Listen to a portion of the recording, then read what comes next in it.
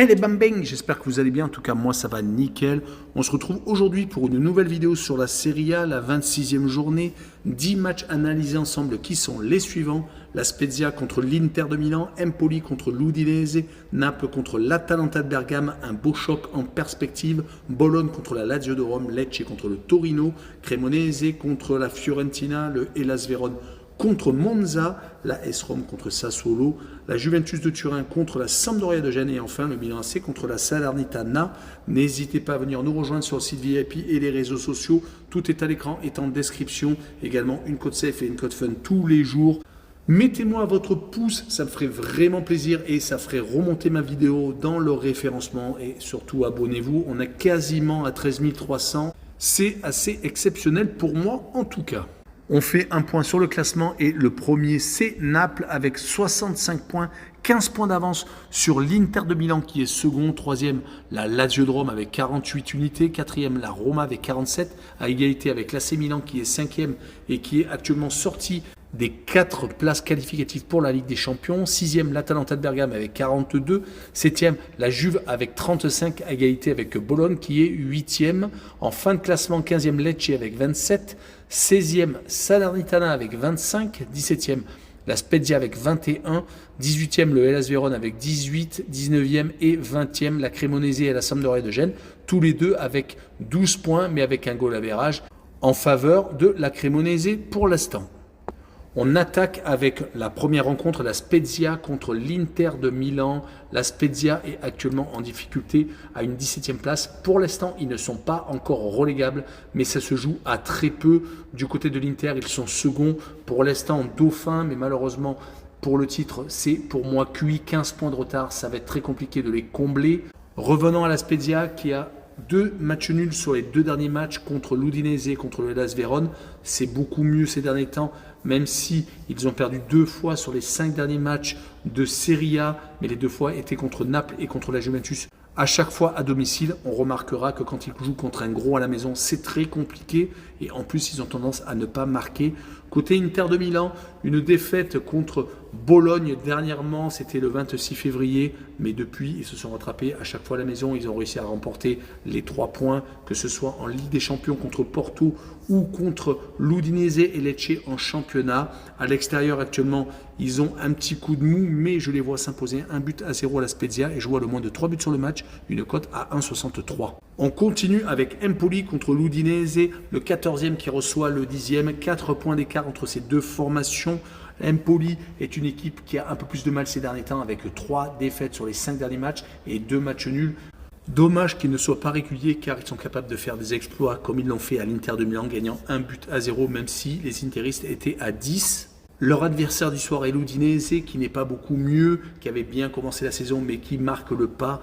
3 matchs nuls sur les 4 dernières rencontres et sur les 5 derniers matchs, c'est tout de même 2 défaites et donc 3 partages de points. Sur cette rencontre, je vois bien encore un but partout et je vois la double chance 1N avec une cote à 1,57. On passe à l'affiche de cette journée, Naples contre l'Atalanta de Bergame. Naples est premier et va tout droit vers le titre car 15 points d'avance, ça m'étonnerait qu'il soit rattrapé. Mais ils viennent de s'incliner lors de la dernière journée, un peu la surprise générale, mais c'était tout de même contre la Lazio, 1-0. On avait pris l'habitude de voir marquer les Napolitains au moins 2 fois par rencontre. La dernière fois où ils n'avaient pas marqué au moins 2 buts, c'était contre l'Inter de Milan lors de leur défaite en tout début d'année. Leur adversaire du soir est l'Atalanta de Bergame, qui n'est plus la même équipe qu'en tout début d'année où, après la Coupe du Monde, ils avaient enchaîné des gros scores, 8-2 par exemple contre la Salernitana, on les voyait beaucoup mieux, ils sont actuellement 6e et ils n'ont gagné qu'une seule fois, c'était à l'extérieur à la Lazio de Rome 2-0, sinon ils viennent de s'incliner contre Lecce, contre le Milan AC et viennent de faire 0-0 contre l'Udinese. Sur cette rencontre, je vois Naples s'imposer 2-0 et je vois les Napolitains remarquer plus de 1,5 but sur le match, une cote à 1,71. On poursuit avec Bologne contre la Lazio de Rome. Bologne est 8e. Alors que la Lazio occupe la 3e place et est pour l'instant très bien placée pour se qualifier pour la Ligue des Champions. Les deux formations ont à peu près la même dynamique actuellement. Ils ont tous les deux gagné à 3 reprises, sauf que Bologne a perdu 2 fois et que la Lazio vient de s'incliner en Ligue Europa Conférence contre l'AZ Alkmaar à la maison. Un résultat assez bizarre, surtout qu'il fait suite à la victoire à Naples 1-0 qui faisait Office de très gros résultats, surtout qu'en championnat, il restait sur 3 victoires consécutives. En tout cas, les Lazial ne perdent plus en championnat à l'extérieur depuis 4 rencontres. Ils se sont imposés à Sassuolo, à la Salernitana et donc à Naples. Du côté de Bologne, à la maison, les résultats sont plutôt passables. 2 victoires, 1 nul et 2 défaites contre l'Atalanta et Monza. Mais on notera dernièrement une victoire contre l'Inter de Milan, 1-0. Mon pronostic sur une victoire de Bologne, 1-0, et je verrai les deux équipes ne pas marquer avec une cote à 1,83. On enchaîne avec Lecce contre Torino. Lecce est 15e avec 9 points d'avance sur le 18e, le Hellas Vérone.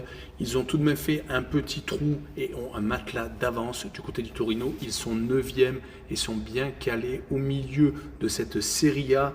Les deux équipes ont à peu près le même type de résultat, même si Lecce reste sur 2 défaites consécutives, mais ils ont tous les deux gagné à 2 reprises lors des 5 derniers matchs de championnat. Ils ont fait tous un match nul et ont perdu tous à 2 reprises. Mais Lecce semble plus à l'aise en déplacement, d'où leurs 2 victoires à la Cremonese et surtout à l'Atalanta de Bergame, qui est un très bon résultat. Du côté du Torino, ils viennent de se ressaisir en battant Bologne après avoir perdu le derby turinois 4-2. Et le Torino est, contrairement à Lecce, plus à l'aise quand il reçoit. On aura donc un match très ouvert entre les deux formations qui ont tendance à être assez fragiles pour le Torino à l'extérieur et pour Lecce à la maison. Je verrai à 1 but partout, avec le home no bet et le match nul remboursé 6 victoires de Lecce à la maison avec une cote à 1,89. On continue avec la Cremonese contre la Fiorentina. La Cremonese n'est plus dernière, même s'il est toujours à égalité avec le 20e. Elle va recevoir la Fiorentina qui est bien calée au milieu de tableau avec 13 points d'avance sur le premier relégable. Tout devrait bien se passer pour la Fio qui a surtout gagné 4 de ses 5 derniers matchs, toutes compétitions confondues, qui s'est refait la cerise avec la Ligue Europa Conférence. Car après avoir gagné à l'aller et au retour contre le Sporting Braga, ils ont réussi à battre le Hellas Vérone et dernièrement l'AC Milan à la maison 2-1. Ils avaient eu énormément de mal à se mettre dans le rythme après la Coupe du Monde et ils vont se déplacer à la Cremonese qui vient de perdre à Sassuolo 3-2 mais qui a gagné enfin son premier match contre la Roma lors de la dernière réception. C'était 2-1 le 28 février. Rappelons qu'ils avaient fait 9 matchs nuls sur 25 rencontres. Mais sur ce match-là, je vois bien la Fiorentina s'imposer en déplacement et gagner 2-1. Et je verrai le plus de 2 buts sur le match, une cote à 1,50. On continue avec le Hellas Vérone contre Monza. Le Hellas est le premier relégable avec 3 points de retard sur la Spezia qui est juste devant, alors que Monza a 14 points d'avance sur la zone de relégation. Pour un promu, c'est vraiment très bien. Ils sont actuellement bien positionnés pour se sauver assez facilement. Ils ont gagné 2 de leurs 5 derniers matchs.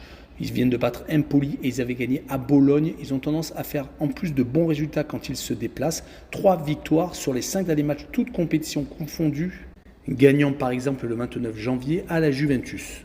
Du côté du Hellas, ils se donnent plein d'espoir car ils étaient vraiment très mal partis et occupaient la dernière place lors de la Coupe du Monde.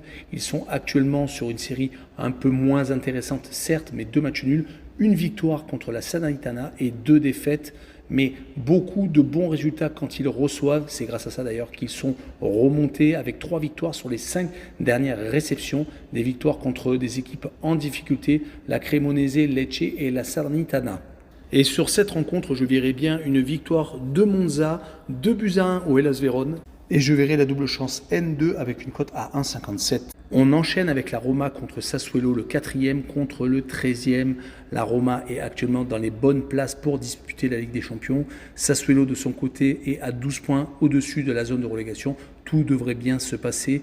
La Roma joue demain contre la Real Sociedad en Ligue Europa. Après avoir gagné la Ligue Europa Conférence, ils ont peut-être l'espoir de remporter un nouveau trophée européen.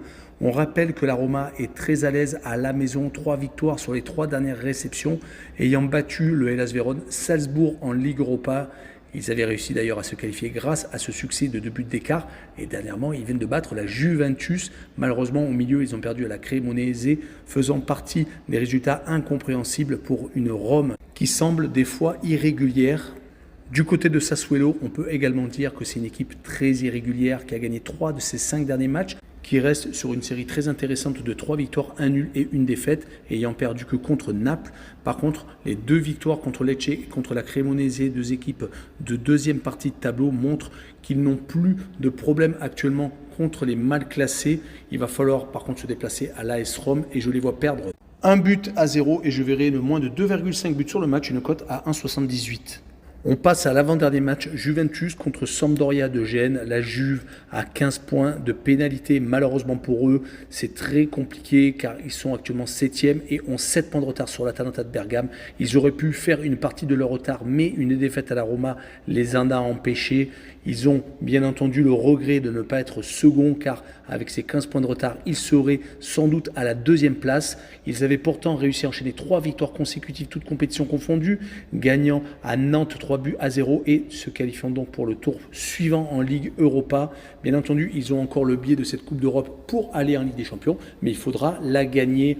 En championnat, ce revers à la Roma faisait suite à 4 victoires consécutives, donc vraiment un gros redressement. Ils vont jouer contre la Sampdoria de Gênes, qui n'est pas au mieux, qui est dernière du championnat. On peut dire que c'est très compliqué, et ça va être très compliqué pour se sauver, car ils ont 9 points de retard sur la Spezia. Il va falloir absolument prendre les 3 points à la Juve. Sur les 5 derniers matchs de Serie A, c'est 2 défaites et 3 matchs nuls. Il faut remonter au 4 janvier avec une victoire à Sassuolo pour trouver trace de 3 points pris lors d'un même match. Malheureusement pour eux, sur cette rencontre, je les vois perdre 2-0 à la Juve. Et je verrai bien les Bianconeri marquer le plus de 1,5 buts sur le match, une cote à 1,61. Et on finira par le Milan AC contre la Salernitana. Le Milan AC a décroché. Ils ne sont que 5e dorénavant, même si au goal average, ils sont au même niveau que le 4e. Il va donc falloir ne plus perdre de points comme ils l'ont fait à la Fiorentina où ils se sont inclinés 2-1.